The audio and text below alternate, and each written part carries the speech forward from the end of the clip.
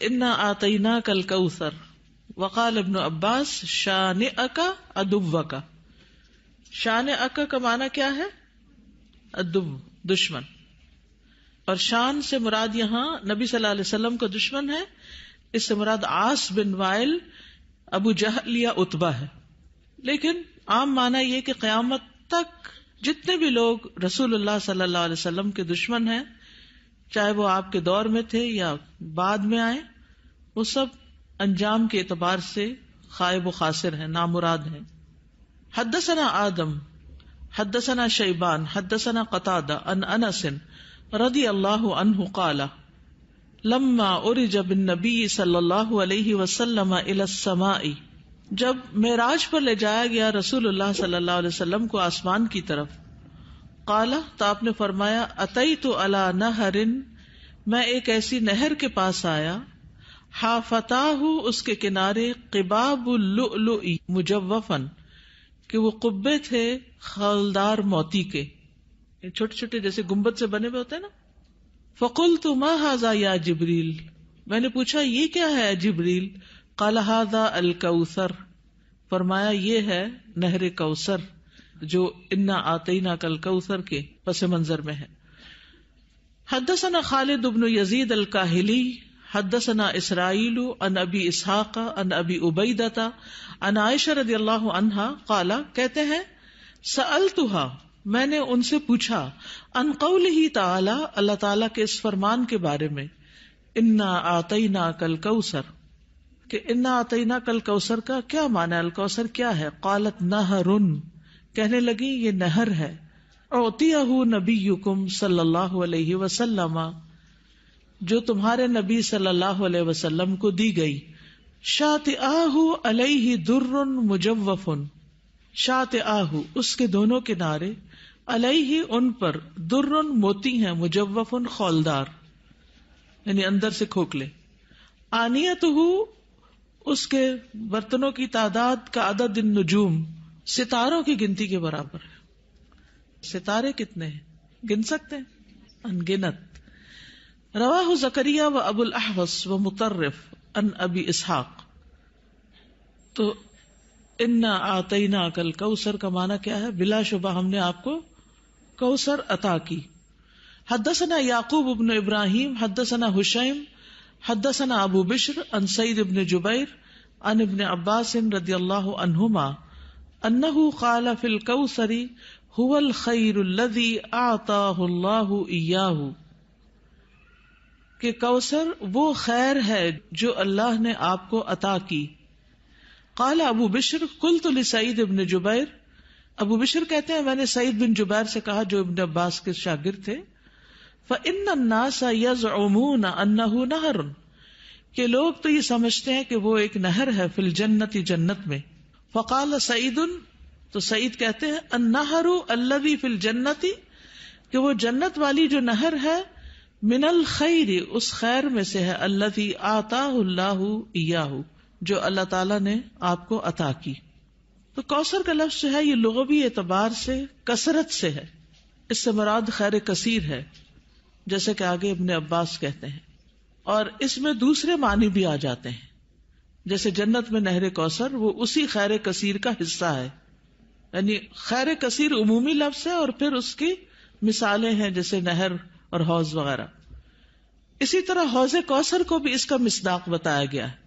اہل ایمان جنت میں جانے سے پہلے رسول اللہ صلی اللہ علیہ وسلم کے دست مبارک سے اس کا پانی پیئیں گے. اس حوض میں پانی جنت والی نہر سے آ رہا ہوگا، اس طرح تطبیق ہو جاتی. یعنی اگر کوئی یہ کہے کہ کوثر کا معنی کیا ہے، تو عمومی لغوی معنی کیا ہے؟ خیر کثیر. اور نبی صلی اللہ علیہ وسلم کو اوور آل خیر کثیر ہی عطا کی گئی تھی. اور پھر خصوصی معنی کیا ہے؟ نہر کوثر اور حوض کوثر. حوض کوثر میدان حشر میں ہے، جس سے پانی آئے گا کہاں سے؟ نہر کوثر سے. اور نہر کوثر کہاں ہے؟ جنت میں ہے.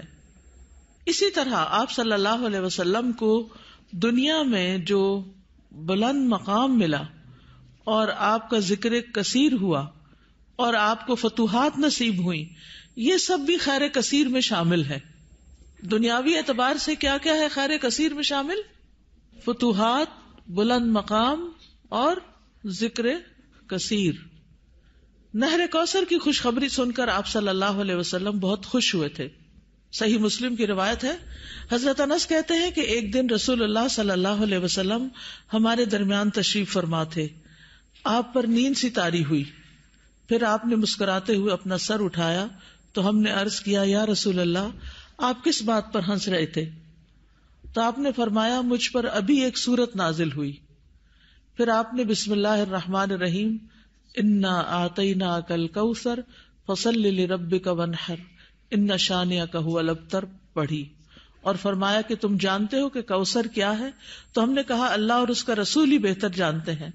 آپ نے فرمایا, بے شک وہ ایک نہر ہے, مجھ سے میرے رب نے اس کا وعدہ کیا ہے, اس میں بہت سی خوبیاں ہیں. وہ ایک حوض ہے جس پر قیامت کے دن میری امت کے لوگ پانی پینے کے لیے آئیں گے.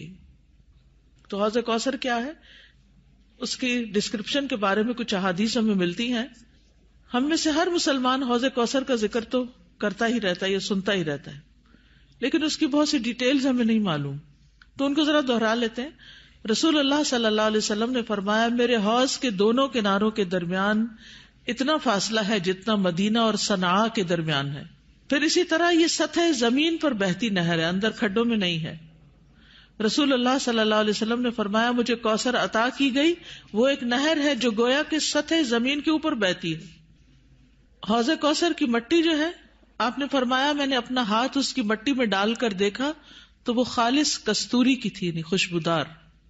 اس میں کنکریاں بھی ہیں اور وہ اس کے موتی تھے, یعنی سطح پر ہوتی ہے نا کنکریاں پانی کی سطح پر, تو وہ موتی تھے.